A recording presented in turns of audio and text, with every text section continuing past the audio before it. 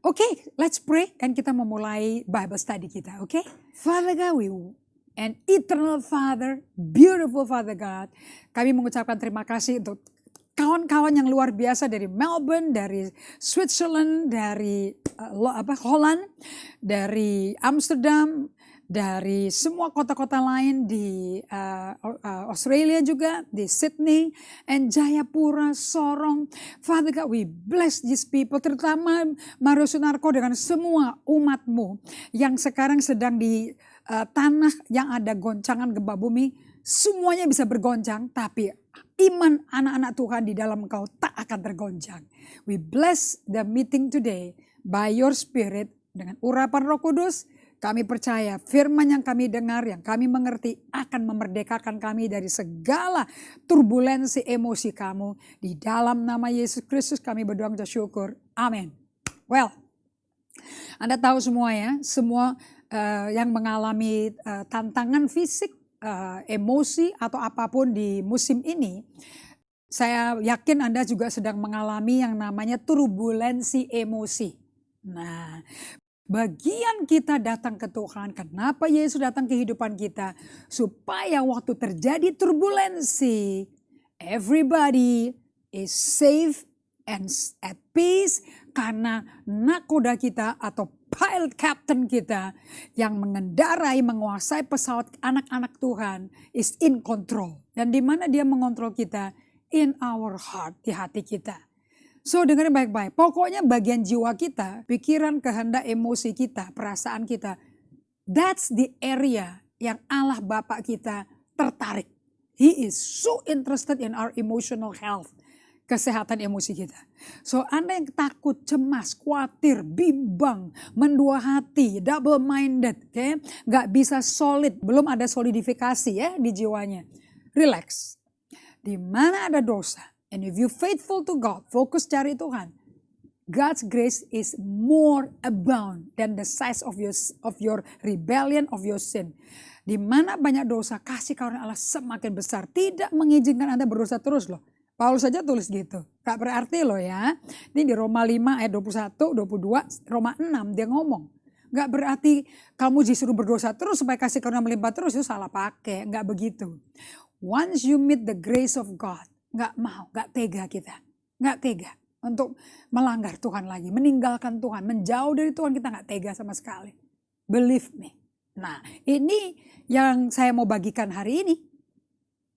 Bagaimana kita mau belajar dari kisahnya si kehidupan daripada rasul, pengkhotbah dahsyat, guru, penginjil, gembala yang luar biasa namanya Paulus. Dari Saulus menjadi Paulus. Nah, we learn so much dari pertobatan dia di Kisah Rasul 9 melalui pertemuan pribadi dengan Yesus yang pengikutnya dia bunuh dengan sadis tuh. Saya nggak tahu dari mana dia punya kegigihan dan gairah membunuh itu seperti itu, saya nggak ngerti loh. I don't know where in the world niat kejahatan itu kok ada di orang itu loh. What happened to him? We don't know. Okay. Sangat-sangat pembunuh sadis, betul-betul tangan dingin gitu loh, berhati dingin ya. Nah, dia pakai surat lagi dari para imam besar itu untuk membunuh dengan merciless kepada pengikutnya Yesus. So di kisah Rasul pasal 9 dalam perjalanan ke Damaskus di jalan lurus, Yesus interrupt dia. Dan Yesus menampakkan diri. Nah itu kalau saya pegang di sini juga, Anda bisa pakai Kisah Rasul 9 dan saya pakai Kisah Rasul 26 ayat 13. Tiba-tiba dia lagi bersaksi sama Raja Agripa. Pada tengah hari bolong yang aku melihat di tengah jalan itu cahaya yang lebih terang daripada cahaya matahari. Turun dari langit meliputi aku dan teman-teman seperjalananku. Kami semua rebah ke tanah dan aku mendengar suatu suara yang mengatakan kepadaku dalam bahasa Ibrani. Saulus, Saulus, mengapa engkau menganiaya aku? Sukar bagimu menendang kegala rangsang. It's amazing. Anda melukai biji mata Tuhan, Anda poking, Anda fitnah, Anda gosipin, Anda jelekin, Anda hoaxin anak-anak Tuhan yang lahir baru ditebus oleh darah Yesus. You know you hurting Jesus? Semua yang sakit itu menyakiti sesama. Anda menyakiti Yesus. You are facing Jesus. Our true judge, you know. Penghakiman milik Tuhan, hakim yang benar itu Allah. And you know you're dealing with him. Nah, Di perjalanan tersebut, kemudian waktu Saulus direbahkan dia bangun. Ternyata dia nggak bisa lihat. So dia mesti sekarang orang yang gagah, pinter, brilian, summa cum laude, keturunan Israel yang ningrat, Farisi of the best of the Pharisee, paling brilian. Oke? Sekarang udah nggak bisa apa-apa, nggak bisa lihat, mesti dituntun temennya, dibawa ke rumah Ananias yang dijumpai Tuhan juga untuk dikasih tahu, kamu doakan ya si Saulus. You know, God is powerful, yet untuk bisa menyampaikan, melakukan sesuatu ke kehidupan Saulus, dia butuh Ananias loh. Jadi manusia tuh di bumi, kita di bumi, ini partnernya Allah di bumi. Semaha kuasanya Allah, dia ada boundary, dia ada limitasi. Dia gak bisa langsung terjun, saat. Yesus bisa menampakkan diri, tapi gak bisa kutik-kutik hidupnya si Saulus. Somebody else need to be the vessel. Menjadi channel bagi kuasa Tuhan. So Ananias yang dipenuhi kuasa Roh Kudus, kan sudah hari Pentakosta kan, dipenuhi kuasa kebangkitan Tuhan, harus menjadi duta besar utusan Allah. Tolong dong, kamu doakan dia. Dan kasih tahu sama dia, aku memilih dia menjadi instrumenku. Oke, bahwa dia akan bertemu dengan raja-raja, dengan bangsa Israel dan bangsa non-Israel. Dan dia akan melayani aku, mewakilkan kerajaanku dengan banyak penderitaan. Oke, Ananias shock kan, nggak salah tuh. You know, kadang-kadang pikiran kita suka minterin Tuhan, you know. Karena manusia tuh lebih ngelihat yang eksternal, lebih percaya yang mata kasat lihat daripada apa yang mata hati lihat loh. So akhirnya Ananias thank God, dia berserah pada Tuhan. Terus dia ketemu sama Saulus yang gak bisa lihat 3 hari 3 malam. Dan juga gak bisa makan. Karena dia lagi shock. Begini ya, dia tuh semuanya tuh lagi shaken kali ya. Geger otak kali itu. Seluruh fisiknya diguncang. Karena dia bertemu muka ke muka dengan Yesus. Tidak dihakimi loh. Tidak dibalas dendam, gak dijeblosin ke penjara. Yang dia ketemu adalah grace. Yang dia ketemu adalah belas kasihan. Mercy and grace. Grace that knows no abound. Love that knows no limit. Dia ketemu dengan pribadi itu. Isn't it amazing? I mean, how would Paul feel? Aduh, saya aja udah hancur hati. Gak kuat. Sampai saya bisa ngomong, aku gak tega lo nyalipin Yesus lagi. Dia disalipin gara-gara aku. And badan yang copot-copot dagingnya. Itu ada tulisan-tulisan perbuatan-perbuatan dosa, kemesuman, pelanggaranku terhadap Allah. Itu ditanggung, ditulis di badannya Yesus yang copot-copot loh. Karena dicambuk loh. How could I crucify him twice? So Ananias akhirnya taat, dia doakan. Kuasa kebangkitan Tuhan turun pada Paulus melalui Ananias. And dia dipenuhi Roh Kudus dan selaput di matanya turun. And dia bisa melihat, bukan pakai mata mantan pembunuh yang tak ada belas kasihan. Tetapi mata baru. Mata yang bisa menyalurkan kasih Kristus. Sampai dia bisa nyerah, gak berdaya. Dia percayakan kepada Tuhan yang manggil dia. Supaya teman-teman Yahudinya dia yang waktu itu sudah pernah terancam sama Saulus. Mau dibunuh karena ngikutin Yesus Mesias. Tapi kali ini dia diam. And dia bersaksi. Bagaimana dia ketemu Yesus. Dan orang yang percaya menerima Saulus sebagai brothers di antara mereka. Isn't it amazing? Saulus gak pakai teriak-teriak lagi, gak perlu pakai surat dari para majelis, imam-imam yang memberikan hak untuk dia menganiaya, membunuh. Gak ada. Dia menjadi suratan Yesus hari itu. Isn't it amazing? Nah, di dalam kehidupan Saulus ini kita pelajari bahwa the vision of Jesus, penglihatan akan pribadi Yesus, mengerjakan di dalam Saulus, di interiornya dia, di jiwa dia, mengerjakan di dalam diri kita juga, sebagai dimana Saulus sekarang menjadi karya seni Tuhan yang mentransformasi penglihatan dia akan Yesus. Dulu kira-kira 3 hari yang sebelumnya dia lihat Yesus sesat. Tuhan yang kacau, yang gak benar. Tapi sekarang 3 hari kemudian penglihatan dia mengenai Yesus tertransformasi. Sehingga dia gara-gara penglihatan akan Yesus dia jadi perbuatannya baik. Perilakunya berubah.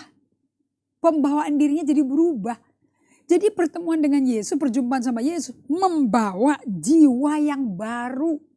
Nah, saya tutup minggu lalu dengan pertanyaan kepada Anda. Shirley Fusin, did you answer this? Tanyakan deh setiap hari kepada Tuhan Yesus saat Anda selesai solitude and silence. When you are still. Tuhan Yesus, apa sih yang kau kerjakan di dalam aku dan melalui aku? That's exactly yang kita copy dari kehidupan daripada si Saulus. Ternyata pertemuan dia dengan Yesus is a humbling experience. Sama kayak Yesaya, you know. Kenapa kok Yesaya bisa langsung berkata, ini aku, utus aku. You know why? Karena dia remuk, dia terenyuh, mengecap, mengicipi kasih karunia Allah. Karena kan dia setelah melihat Yesus, melihat mataku, melihat raja di tahtanya duduk. Ingat ini saudara-saudara? Terus dia melihat apa? Dia melihat dirinya. Aduh, aku orang berbibir najis. Aku tinggal di antara orang-orang berbibir najis, bermulut najis. Aku gak layak. Ya, Tuhan melayakkan dia. Karena Tuhan melayakkan dia, hatinya cinta dan remuk, hancur hati. Dan dia langsung memberi diri. Karena kagum-kagum dengan kebaikan Allah. So Anda melihat ya, pertemuan dengan Tuhan mengerjakan di dalam kita a transformational vision about how we see God. Bagaimana kita ngelihat Tuhan berbeda loh. Dan mengalami transformasi. Do you notice that every day kalau Anda melakukan saat teduh waktu pribadi dengan Allah. Really pribadi sama Allah. No handphone. Kalau pakai handphone Alkitabnya please taruh di airplane mode. So you don't have no contact from the outside. Just you and God. Gak ada, gak usah takut. Gak ada orang telepon. Gak ada orang yang WA Anda, gak ada orang email Anda. You will not be bugged. Airplane mode. Oke? Nah, tanyakan setiap hari kepada Tuhan, apa kesalahan kita selama ini waktu terima penglihatan itu? What mistake that we do? You know, karena hanya Allah yang bisa menyatakan kepada kita. Nah, kita itu cenderung itu kalau mendapat penglihatan, cenderung refleks cepat melakukan apa yang kita lihat di visi itu. Terus kita mau cerita ke orang langsung, terus kita pelayanan langsung. Kita pikir penglihatan Tuhan itu adalah yang immediate plan of action. Ternyata enggak loh. Nah lihat ya, di Kisah Rasul 26 ayat 19. Ternyata senjatanya Paulus yang membuat dia gigih tabah. Karena pelayanan dia mengalami banyak penderitaan. Anda kan lihat kan dia bagaimana nyawanya selalu di ujung pisau. Selalu ada yang mau bunuh dia. Di mana dia disembunyikan di dalam keranjang, terus diangkat di atas tembok, diturunin. Ingat itu sampai orang gak ada tahu bahwa Paulus sudah keluar. Nah, because nyawanya is at stake, terancam terus. Karena dia masa lampau dia. Orang Farisi yang ditinggal sama Paulus, murid-muridnya Paulus, marah juga. Orang Yahudi yang gak kuat imannya, mentalnya belum kuat, emosinya gak stabil, juga marah. Ini orang munafik nih, hati-hati loh sama dia loh. Pasti ada apa-apa tuh, gak beres nih orang nih. Kok bencinya sama orang pengikut Yesus sampai begitu sih, sampai bunuh-bunuh orang, nyeret-nyeret masuk ke penjara, dipukulin kayak begitu, sadis. Pasti ada luka batin, ini orang sakit jiwa kali ini orang nih. So gak semua orang just because you got saved, semua orang suka sama Anda itu gak otomatis saudara-saudara. Nah, setiap kali dipertanyakan dan nyawanya terancam, lihat bagaimana dia keluar dari penjara, dipanggil sama Raja Agripa yang mau dengar kesaksian dia. Sebab karena kesaksian ini, dia masuk ke penjara. Orang-orang Farisi benci banget sama dia loh. Nah kita lihat ya di Kisah Rasul 26 ayat 19. Apa sih dia punya defense mekanismenya dia? Senjata dia apa? Yang bikin dia, I'm saying the right thing. I know I'm defending the right cause. I'm standing on the right ground.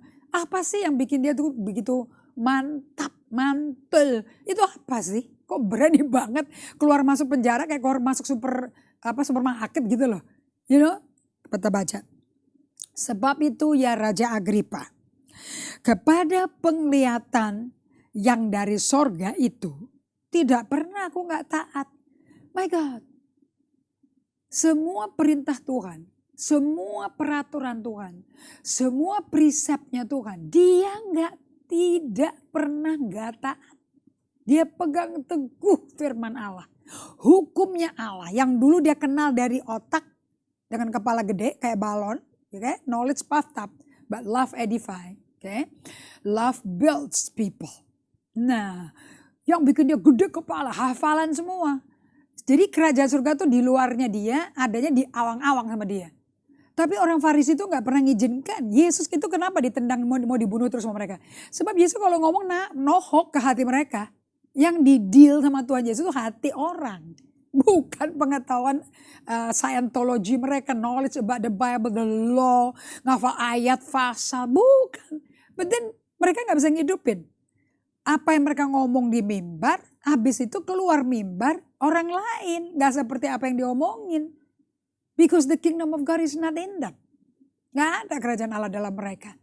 Hidupan pribadi mereka bertolak belakang sama kehidupan eksternal mereka. Nah kalau Paulus beda.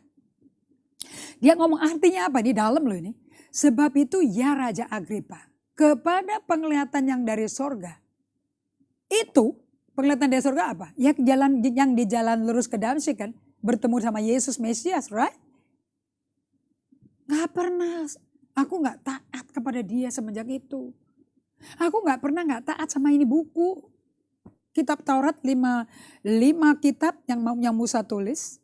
Kitab para nabi. Karena dia jago sekali mengutip Yesaya. Kitab Mazmur. Gak pernah dia gak taat. Why? Because Jesus is the law. Yesuslah Torah itu. Yesuslah Mazmur itu. Yesuslah yang dikatakan para nabi. The embodiment of Jesus itu adanya di dalam dirangkum oleh kitab para nabi, Taurat. Makanya Yesus ngomong di Matius 5 ya, ayat 17. Aku tidak datang untuk membatalkan kitab Taurat kok. Enggak membatalkan kitab para nabi maupun kitab Musa atau kitab Mazmur. No, I come to fulfill it. Because aku datang dalam gulungan kitab itu. Remember that? So apa sih yang Paulus ngomong? That vision, that personal encounter. Itu pertemuan pribadiku. Dengan dia, dengan Yesus Mesias. Whom I have the wrong perception mengenai dia. But now I see him, I taste, taste and see how good is the Lord. Aku ngalami cintanya dia. Kasih karunia, belas kasihannya. Out of his love he forgave me. Dari hati yang mencintai aku, dia mengampuni aku. Kepada itu, aku gak akan korbankan. Aku gak akan transaksi jual diriku, jiwaku untuk mengikuti yang lain. Dan meninggalkan ini. No way, no way. I live. Bukankah dia ngomong di Kisah 17? Aku ini ada bergerak hidup karena dia. Di dalam dia aku bergerak. Because of that vision. So, artinya apa sih? Penglihatan itu mentransformasi dalamnya aku. My being was transformed. I became a new being. Kayak si Saul tuh di satu raja-raja 10 ya. Atau 1-10. Waktu dia mendapat urapan Roh Kudus. You know what he said? Dia menjadi orang yang berbeda. Terus si Saul yang mekanikal hubungannya dengan Tuhan. Nggak relational. Dia bilang apa? Dia nubuat. Tapi telanjang bulat nubuatnya. Aneh kan? So, you know, the gift, talenta, skill, karunia Roh Kudus itu di luar kerjanya. You can have the best of the best talent, skill. But listen to me. Kerajaan surga nggak tertarik sama itu. Kerajaan surga tertarik dengan hatimu, dengan jiwamu. Makanya Yesus is the savior of our soul. Dia bukan the savior of your talent or your skill. He is the savior of your emotional being. Of your feeling. Of your mind. Ada satu jemaat kami kalau kita lagi Zoom meeting, you know, dia tulis di belakangnya, take care of the mind, be kind to your mind. And ada film namanya Beautiful Mind. You know, that's the area that Jesus really focusing on. Because Anda dan saya sedang menuju destiny di mana Anda dan saya akan pasti dijamin dengan Roh Kudus memeteraikan kita di dalam batin kita menjadi serupa Yesus. And dia kerja di dalam kita. Okay? So Anda bisa nyanyi sama saya. He's still working on me. We are work in progress. Kita masih kerjaannya Yesus yang masih dalam progress. Jadi belum kelar. Kalau Anda melihat seseorang belum kelar, belum bagus, ketawa aja. Bilang aja ke jiwamu, ke dirimu, aduh dia pekerjaan belum kelar, ya sudah masih banyak kerikil, masih banyak semen yang belum kering, jadi keinjak-injak jadi rusak gitu. Kalau orang yang ngerusakin Anda ya normal, karena apa yang ada di hati ya itu yang keluar ke dia, ya Anda gak bisa bikin dia jadi somebody else. That's the way the condition is. Tapi kan dia lagi on the way, he's a work in progress. So you sing for yourself. He's still working on me to make me what I ought to be. Nyanyi bagi dirimu. Encourage yourself. Don't judge your brothers and sister. Buat apa? Hilang teman malah rugi, you know. Okay. So, kita sampai ke perkataan Oswald Chamber. Nah, tadi saya tulis di artikel ya. Salahnya saya juga. Tapi saya gak ada mentor sih dulu. Begitu dapat vision. And of course orang dapat penglihatan gak bisa diem mulutnya. Man, I saw the Lord. Aku melihat Tuhan high and lifted up. Tinggi dan dipermuliakan. I saw. Mataku melihat Sang Raja. Right? Anda tahu kan lagu ya? We see the coming of the Lord. Kita kalau melihat itu pasti dari hati akan meluap sukacita luar biasa.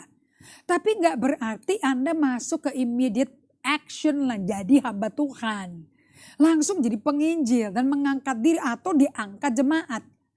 Jemaat yang kasih nama Anda label malahan. EV.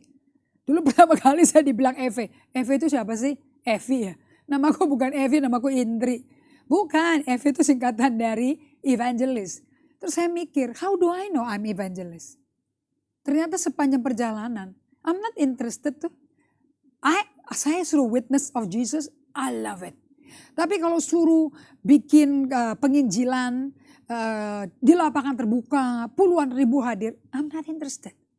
Tapi to teach, to share sampai tertanam di fondasi yang solid and walking with God, I'm interested. Jadi satu hal Anda terima Yesus sebagai Tuhan. Hal yang kedua, Anda bisa nggak mulai ngikutin Yesus? Because kita dipanggil jadi pengikut loh. Don't stop. Hanya sebagai orang percaya Yesus. Karena iblis stop di situ. Yakobus 2 dikatakan, iblis juga percaya Tuhan loh. Bahkan gemeter. Anda baca aja di Injil. Tiap kali ketemu Yesus, setan-setan digedara. Aku tahu siapa engkau. Anak Allah yang kudus, yang maha tinggi.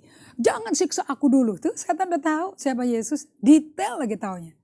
Terus setannya bilang, kirim utus kami semua ke babi-babi itu. Langsung babinya kerasukan setan, terjun bebas di lereng, mati deh. Jadi dia babi panggang, hari itu pesta babi panggang cuma-cuma. Tapi babi panggang kerasukan setan.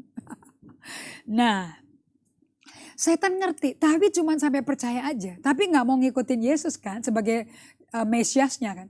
Loh kalau kita beda, Yesus mau diam di dalam kita, tetap tinggal dalam kita, dan dia mau kita tinggal dalam dia.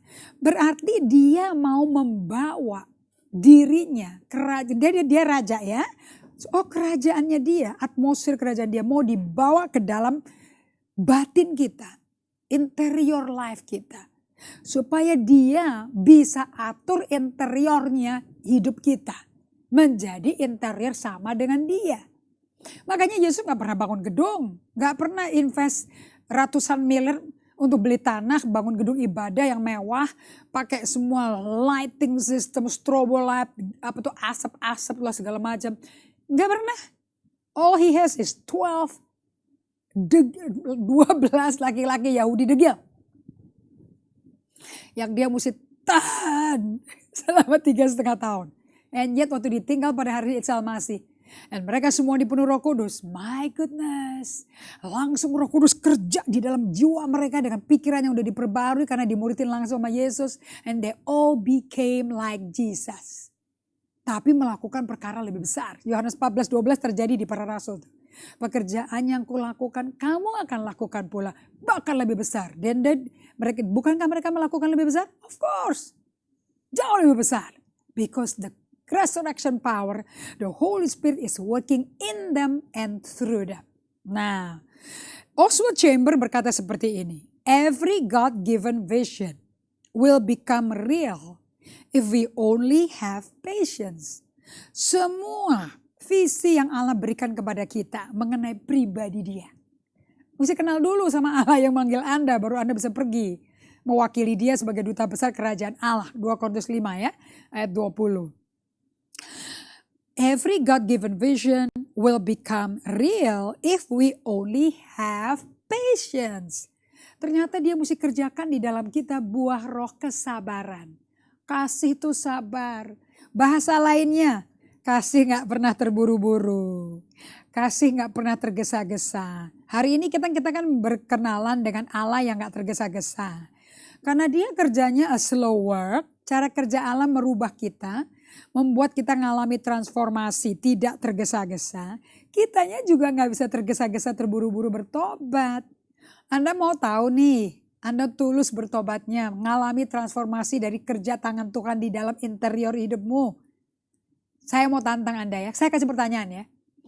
If you want to know that you truly repent, kalau Anda betul-betul mau tahu Anda genuinely repented, what is your attitude towards sin? Apa sikapmu mengenai dosa? When you see sin, when you are tempted to sin, what is your attitude about it? Karena kalau sikap Andanya gak jelas terhadap dosa, you don't know repentance. Anda bisa mendua hati loh. And you will not get any blessing from the Lord. So, just think of the enormous free time God has. Karena Allah gak tergesa-gesa. So di sini Oswald Chamber ngomong seperti ini. Coba dipikir ya. Allah tuh punya waktu free yang besar, banyak sekali. Ample of time. Because he's not in a hurry. Dia gak terburu-buru. Dia gak tergesa-gesa. Kita bisa tergesa-gesa karena memang datangnya mepet kok. Suka ada orang janji jam 10 ternyata jam 10 baru dari rumah. Menarik ya saudara-saudara. Gak bisa dong. Kalau jam 10 udah di sini ya artinya berangkatnya jam 9. Gitu. Dan mengenal traffic Jakarta atau traffic di kota di mana berada, Anda tahulah ngukurnya berapa. Right? God is not in a hurry. He is never in a hurry. Never, never, never. He is never, never, never, never be in a hurry to love you. Dia cinta Anda aja panjang cintanya. Long suffering. He suffer long. Berarti dia mau menderita buat Anda long. Berarti dia gak in a hurry dong. Right. Anda nyanyi aja lagi. He is working on me to make me what I ought to be. Bayangin kalau Anda nyanyi seperti ini tapi usia Anda setelah 80 tahun. Terus Anda lahir baru waktu umur 14 tahun. Kira-kira Tuhan long suffering apa enggak? God is not in a hurry. Yet, ini saya baca ya karyanya si Oswald Chamber. Just think of the enormous free time God has for us. He is never in a hurry. Yet we are always in a frantic hurry. Do you know frantic hurry? Gejet-gejet.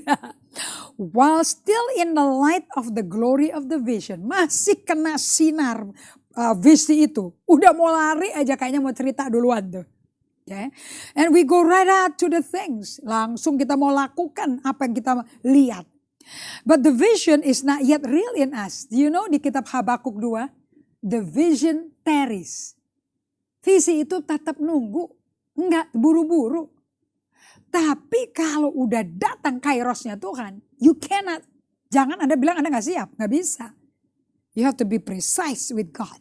You have to be in step with God. Galatia 5 ayat 25 NIV. You got to be in step with God. Makanya sewaktu solitude silence. You know Edmund Chan ngomong kayak gini. The problem with the church. We miss the dailiness. Kita itu udah lupa mengenai kesetiap harian. Kalau sama Tuhan itu selalu setiap hari ketemu Tuhan. Waktu pribadi dengan Allah setiap hari. Solitude and silence setiap hari. Anda mau lihat ayatnya? Lukas 9 ayat 23. Saya interject sedikit di sini ya. I think this is a very very good message dari Pastor Edmund Chan yang mengajarkan mengenai this is the season selama pandemi ini. that, and he said the same thing like I said, bahwa this is the time of a great pause. Masa selah yang panjang. Uncertain, for uncertain time. Is a long selah. Selah itu waktu diam, hanya diberikan ke Allah yang suci. Is a holy moment just being with God. Gak mungkin kita masuk ke a great pause. Masuk ke saat pause. Apa sih jeda ya. Pause, kalau Tuhan gak pencet tombol pause-nya. Anda kalau mainin video atau Blu-ray, kan ada pause-nya kan? Anda nanti bisa dengar rekaman, kan bisa di pause juga kan di bawahnya. Yang ada strip 2 tuh, kayak 2 sumpit tuh. Kok 2 sumpit? Iya betul ya. P-A-U-S-E. Das. And then you catat dulu dong apa yang disampaikan tadi. You don't want to miss it, right? And then you play again kan. Nah, Tuhan tuh mencet. Because this is the time kita masuk dekade P. 10 tahun ini adalah tahun di mana Allah bicara. Nah, tahun 5781, satu tuh Alep. Artinya God, Almighty, D1. Di dalam mulutnya Allah yang akan bicara ke kita. We need to prepare to be silent untuk belajar dengar dia. Lukas 9:23 berkata seperti ini. Oke. Katanya Yesus kepada mereka semua. Setiap orang yang mau mengikuti aku. Ingat ya tadi saya ngomong. Setan percaya Yesus Tuhan loh. So do you waktu lahir baru. Tapi kita gak disuruh stop hanya percaya saja. Kita mesti diajak sama Yesus. Come follow me. Mari ikut aku. Jadi jangan stop dipercaya Yesus aja. Nanti kita gak beda sama iblis loh. Oke, iblis gemeter, kita belum gemeter. Sekarang masuk ke level kedua. Follow me. Ikut aku. Nah, Yesus berkata di Lukas 9:23. Setiap orang yang mau mengikut aku. Bukan percaya aku aja. Mengikut aku. Ia harus menyangkal dirinya. Memikul salibnya setiap hari. Saya ketawa dengarnya. Edmund Jan ngomong. Not dragging the cross. Don't drag it. Berat. Tambah menderita kau. Karena banyak orang Kristen gak bisa memeluk penderitaan. Gak bisa memeluk rasa sakit. Gak mau. So they just drag the cross. Karena cross itu lambang kematian. Kalau Anda gak mati. You will not experience the resurrection power. Anda gak akan mengalami kuasa kebangkitan dong. Kan namanya bangkit. Kuasa bangkit yang mesti dari mati dulu dong. Seorang gak mati-mati. Gak bisa mengalami kebangkitan. So hidupmu ya nothing. Gak ada bedanya sama sebelum percaya Yesus. Nothing. Anda rugi banyak. Harus menyangkal dirinya dan memikul salibnya setiap hari. Dan ikut aku. Deny yourself artinya bukan lagi mauku. Bukan lagi opiniku. It's his will. Suka gak suka, enak gak enak. You just learn. Anda lagi membangun. Mengizinkan Tuhan mengerjakan dalam Anda. What it is to trust your life in God. Apa sih artinya mempercayakan nyawamu di tangan Tuhan? Yang Anda gak lihat. But he is present. And kalau Anda pikul salibmu. Pikul, jangan diseret. Pikul, mati deh di situ. Dietrich Bonhoeffer, seorang pengajar dari Jerman yang luar biasa. Life Together as a Community of God. Bukunya bagus sekali. Is his writing sebelum dia dieksekusi oleh Nazi tahun 1945 karena dia menolak bergabung sama Hitler.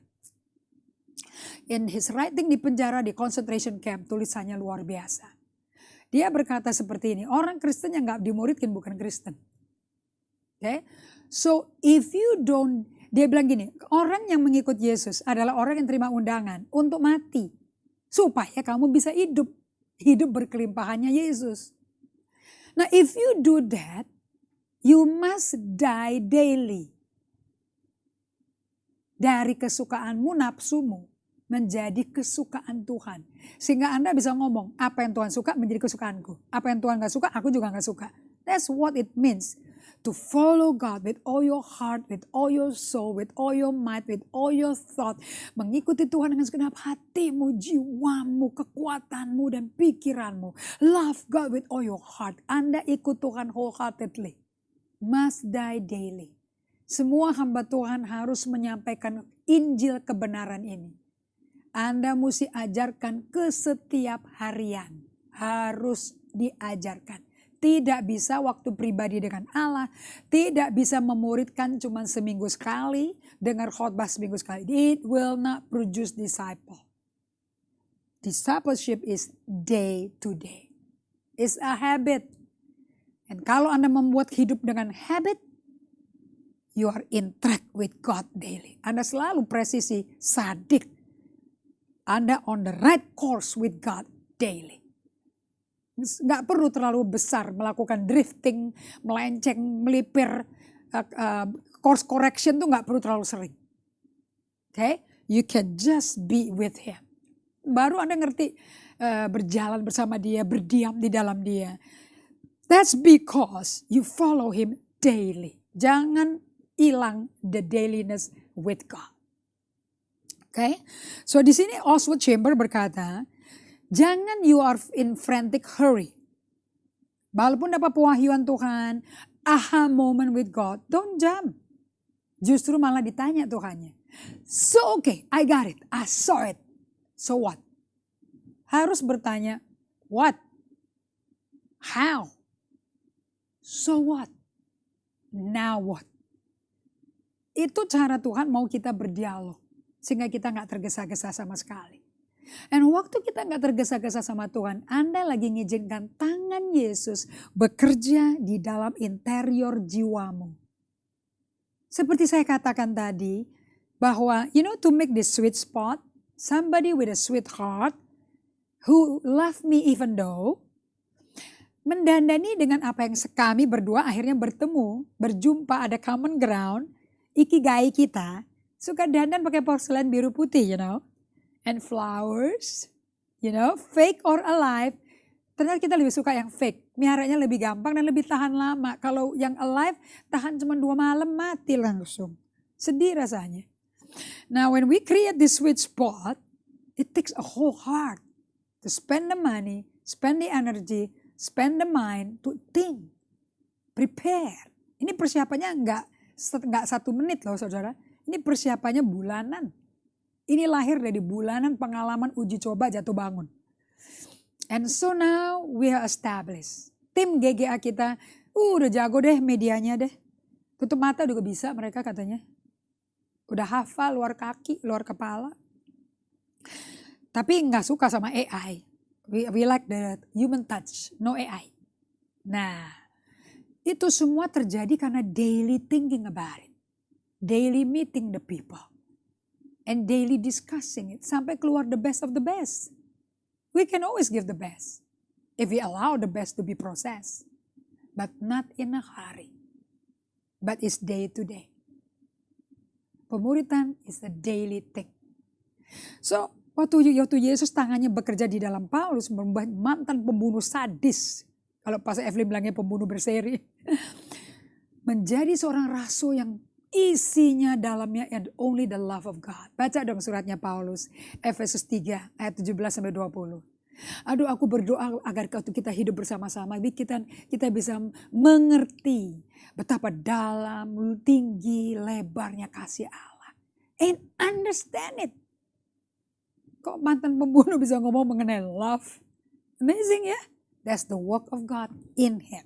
Makanya jangan buru-buru. Don't jump into the lake, So, dia berkata, while still in the light of the glory of the vision, we go right out to do things, but the vision is not yet real. Masih samar-samar gitu loh. And God has to take us into the valley and put us through the fire and the flood to better us. Untuk bentuk kita, untuk kita. Into shape that He wants us to be. We get into the point where He alone can trust us with the reality of the vision that He has been working in us. Jadi Oswald Chamber berkata, Allah tuh perlu membawa kita ke lembah-lembah kekelaman. Perlu membawa kita melalui banjir, melalui api untuk menempa kita. Sehingga kita memiliki bentuk yang Tuhan mau. Sampai kita mencapai titik di mana Dia bisa percayakan kita dengan realita penglihatan itu. yang Dia telah kerjakan di dalam kita. Oke, sebelum kita sampai penghujung acara ini, He is getting us into the shape of the real goal that He has for us. Dia lagi kerja di dalam kita sampai bentuk dari goal yang Dia miliki tidak mengenai kita untuk dikerjakan dalam kita. And yet over and over again, seringkali we try to escape from the sculpture hands. Kita seringkali tanah liatnya ini suka mau kabur dari tangan si penjunannya. Anda baca ya Yeremia 18. Oke. Padahal dia lagi mau tempa kita menjadi bejana yang bagusnya luar biasa. Yang di mata dia bagus. He is the best. He is a masterpiece. Master craft. Master yang membuat kita jadi masterpiece. Efesus 2 ayat 10. We are his poem. He is a poetry man. Okay? Dan membentuk kita untuk menjadi bentuk yang dia rancangkan. Seperti apa yang dia mau. So God's vision is His invitation to anyone who wishes to become a people of influence.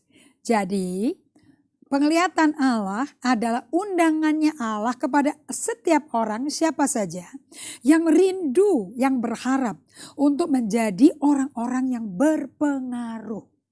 Karena anybody meet with Jesus, you become influential like Jesus. Nah, itu butuh tangan Tuhan bekerja dulu di interior kita. So, undangan yang pertama berbunyi seperti ini. The first invitation. Dia lagi bikin supaya Anda berakar. Akibatnya Anda bisa berbuah. Dan Anda bisa menjadi tempat kediamannya Allah. Dan Anda bisa diam di dalam Yesus Kristus. So, Anda bisa menjadi tempat kediaman Allah where He can abide in you. Di mana dia bisa berdiam dalam Anda. Dan Anda bisa tinggal di dalam dia. Ini Yohanes 15 ya, ayat 4 dan 5. Sehingga untuk memberi kehidupan yang berbuah, yang you become fruitful, you refresh people, Anda menyegarkan orang, dan Anda bisa dimultiplikasikan di kehidupan orang lain. Do you know that salvation is so much easier when your life is the exemplifier of Jesus. Kalau kita menjadi contoh Yesus yang hidup di bumi melalui manusia. Karena Yesus pernah jadi manusia, Nah, kalau Anda bisa jadi contoh, cermin bagi orang lain cepat loh kepingin terima Yesus. As long as they see Jesus in you. Oke, kita akan lanjutkan ya. Nanti di hari Sabtu. Supaya undangan pertama ini terjadi pada Anda. Okay? So, my question to you today, for you to meditate and contemplate, doa kontemplatif dengan ayat ya. Apa yang Yesus harapkan terjadi dalam interior jiwamu saat Anda berdiam di waktu pribadi dengan Allah? What do you think He's working? Selama seminggu ini, apakah Anda merasakan ada yang berbeda di dalam jiwamu yang kau rasakan?